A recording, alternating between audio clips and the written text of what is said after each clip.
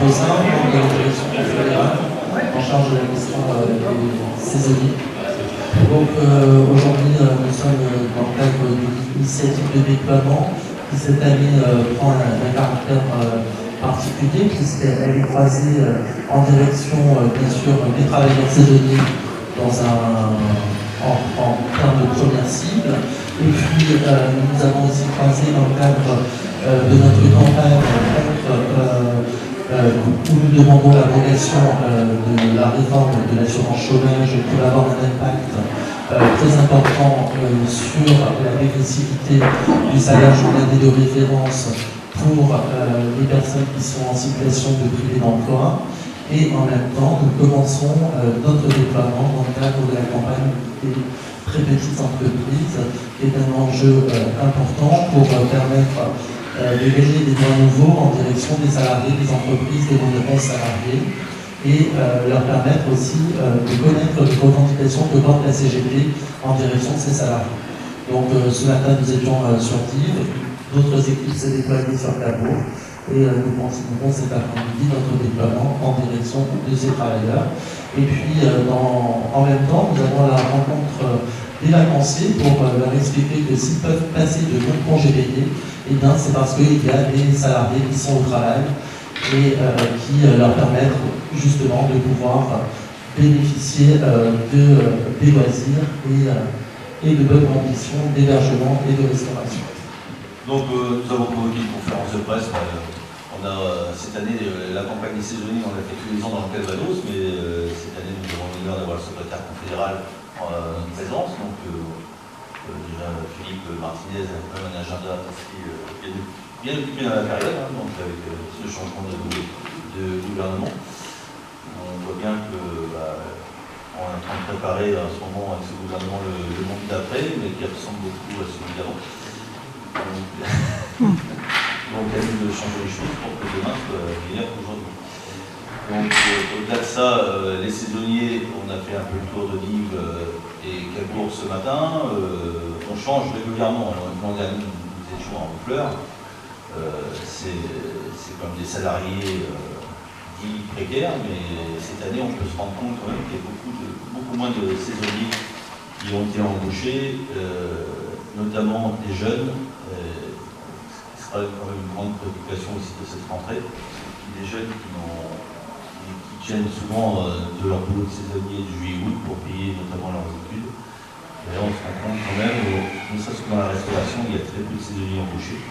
Forcément, par rapport aux consignes sanitaires, certes, mais la relance se fait très tranquillement. Même si on vient du centre de vacances de Dives-sur-Mer, où les réservations sont quand même conséquentes. Puisque bon, le français lambda c'est plus concentré à leurs vacances à côté de chez soi plutôt qu'aller à l'étranger, etc. Donc je pense que les restaurateurs vont quand même remplir leur table cet été et j'espère qu'ils feront appel aux saisonniers qui, je me répète, sont souvent des jeunes et qui ont besoin de ces petits boulots pour compléter leurs années d'études et aller de l'avant. Je ne sais pas si tu veux rajouter des choses, mais c'est parfait. Je pense que, messieurs, dames, je sais pas, au-delà des saisonniers, vous avez peut-être d'autres questions à poser. C'est aussi là-dessus qui a assez les choses aujourd'hui.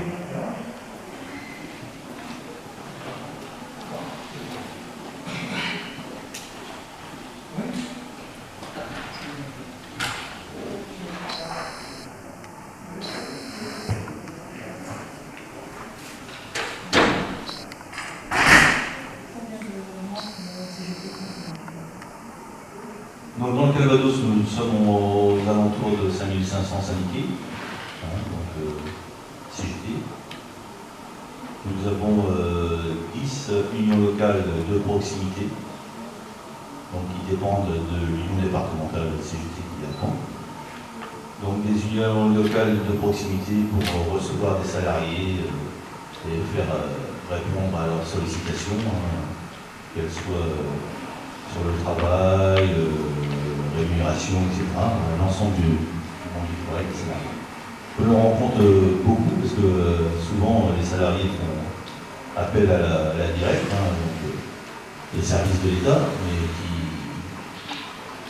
qui sont souvent reconduits dans nos syndicats, parce que bon, on voit bien que les services de l'État n'ont pas forcément le temps et le nombre d'agents.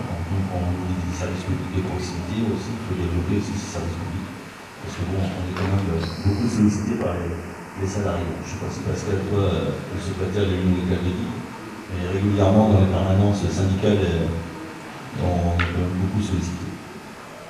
Et donc, ce qui permet aujourd'hui, dans cette campagne des saisonniers, d'aller vraiment sur le terrain et aller au-devant des salariés qui ne connaissent pas forcément leurs droits. Et je pense qu'une fois qu'ils ont eu le petit tract qui va bien avec le minimum, mais c'est plus complémentaire avec le livret, je pense qu'ils sont vraiment éclaircis sur le sujet. Et c'est essentiel qu'on arrive à faire ces journées de déploiement. Aller vers les salariés et non pas attendre que les salariés viennent vers nous, c'est essentiel.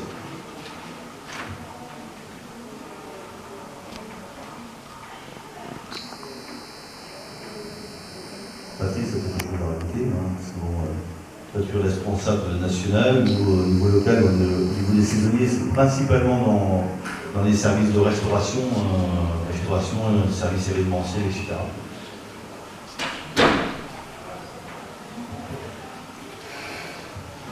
Oui, en fait, pour entrer plus dans le détail, c'est que la CGT, depuis 10 ans, mène des campagnes en direction des travailleurs saisonniers. Et depuis 2 années maintenant, nous avons considéré que la question des travailleurs saisonniers devait être une question qui devait être prise en compte tout au long de l'année. Et puisqu'il y a les travailleurs saisonniers qu'on peut retrouver dans les stations de sport d'hiver, mais aussi au niveau de ce qu'on appelle les stations balnéaires sur la partie estivale. Et contrairement à ce qu'on pense, en France, 22 branches professionnelles ont une possibilité de recruter des travailleurs saisonniers, comme par exemple dans le thermalisme, vous pouvez retrouver des travailleurs saisonniers. Et donc, nous avons décidé justement sur chacune des branches professionnelles d'essayer d'aller à la rencontre et d'expliquer les droits que peuvent avoir ces salariés-là, en sachant que depuis une ordonnance de la loi El Khomri, il y a la possibilité justement de la reconduction de contrat qui permet à ce qu'un saisonnier ne soit pas forcément smicard à vie et qu'il puisse avoir un déroulement de carrière et une reprise d'activité dans la même entreprise d'une année sur l'autre. Donc on va retrouver ça aussi par exemple dans le domaine de l'agriculture où il y a une volonté pour la CGT sur l'ensemble du territoire de s'adresser aux travailleurs qui sont soit dans la viticulture, dans tout ce qui est les métiers de cueillette, et aussi nous allons axer cette année la campagne autour de l'emploi des travailleurs saisonniers dans le domaine de l'ostréiculture.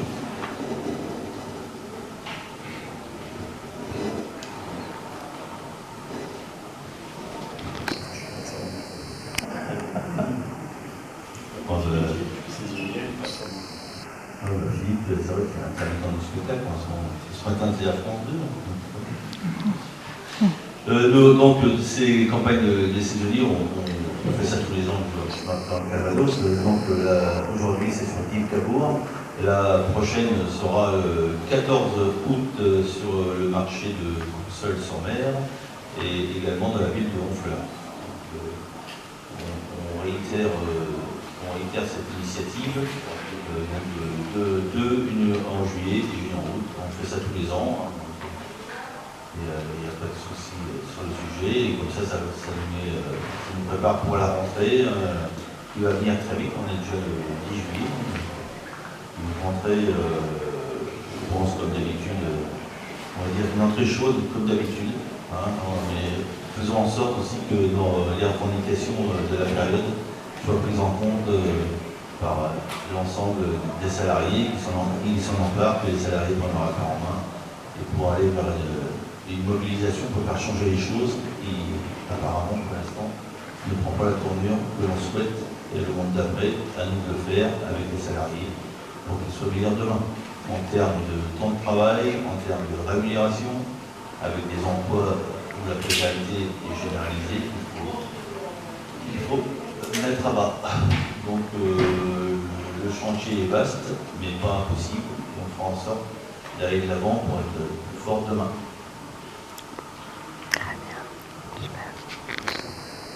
Alors, je crois qu'il y a un point sur lequel il faut insister cette année particulièrement dans les suites de la situation post-crise sanitaire.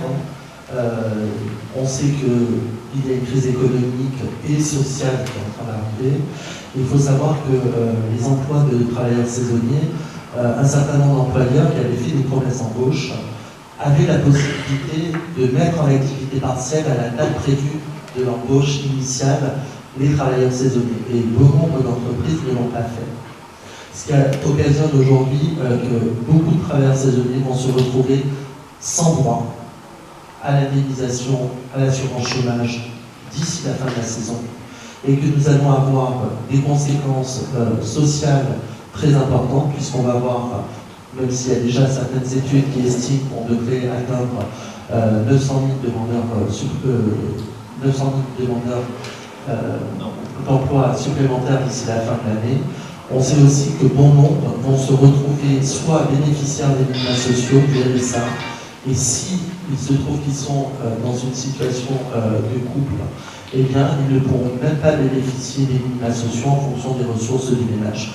Et c'est pour ça que nous insistons fortement avec l'ensemble des autres organisations syndicales au niveau national de demander l'abrogation complète de la contre-réforme de l'assurance chômage pour une partie qui est déjà rentrée en application depuis le 1er novembre et qui aura des conséquences dans le domaine du travail saisonnier, plutôt en direction du tourisme, puisque ça obligera dans toutes les régions d'avoir des saisons qui durent à minima 6 mois pour pouvoir ouvrir un droit à l'indemnisation. Et puis, la deuxième conséquence, le pourquoi nous nous battons sur la demande d'abrogation de cette contre-réforme, c'est que dans la nouvelle façon de calculer le salaire journalier de référence, donc le droit à l'indemnisation des privés d'emploi, eh bien, les travailleurs saisonniers vont se retrouver par une nouvelle méthode de calcul avec un niveau d'indemnisation qui va être inférieur à ce qu'ils avaient jusqu'à présent, et du coup, qui vont avoir des conséquences, parce qu'aujourd'hui, dans notre pays, quelqu'un qui a contribué au travers de ses cotisations sociales n'arrivera peut-être plus à pouvoir assumer ses besoins de première nécessité, et je crois que c'est en ça qu'il faut le message fort, en tout cas, qu'on veut faire passer cette année.